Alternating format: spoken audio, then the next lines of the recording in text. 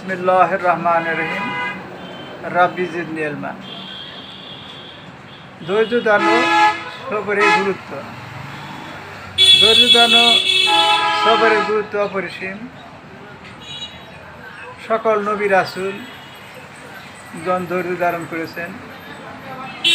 আল্লাহ আমাদের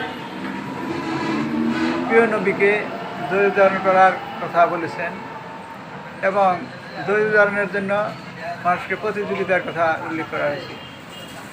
এবারে কোরআনে বিভিন্ন আয়াত নাযিল হয়েছে। সূরা মারিজের 5 আয়াতে বলা হয়েছে, সুতরাং তুমি উত্তমভাবে ধৈর্য ধারণ করো। তাহলে উত্তমভাবে ধৈর্য ধারণ করার কথা বলা হয়েছে।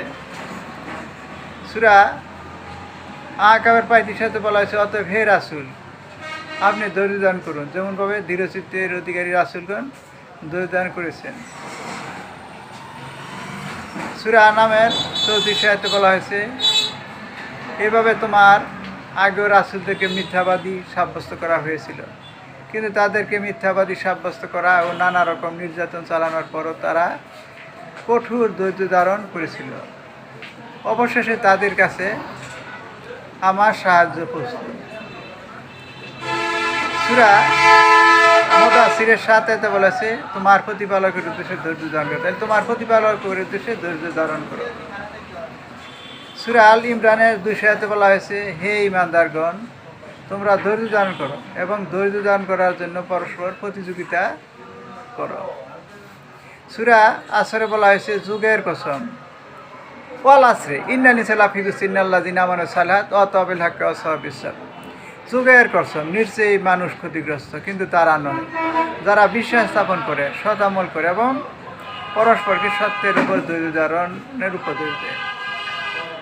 সূরা বালাদের 7 এবং 18 আয়াতে বলা হয়েছে, তাদের মধ্যে যারা ঈমান আনয়ন করেছে এবং যারা পরস্পরকে ধৈর্য ধারণের দয়া ও করুণার উপদেশ দেয়, এরাই ডান হাতওয়ালা জান্নাতবাসী।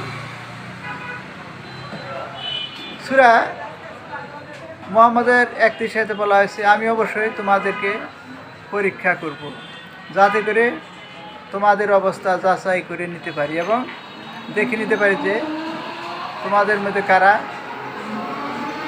মুজাহিদ ও কারা ধৈর্যশীল। এগুলো আমার আলোচনা শেষ করেছি। আসসালামু আলাইকুম ওয়া রাহমাতুল্লাহি ওয়া বারাকাতুহু।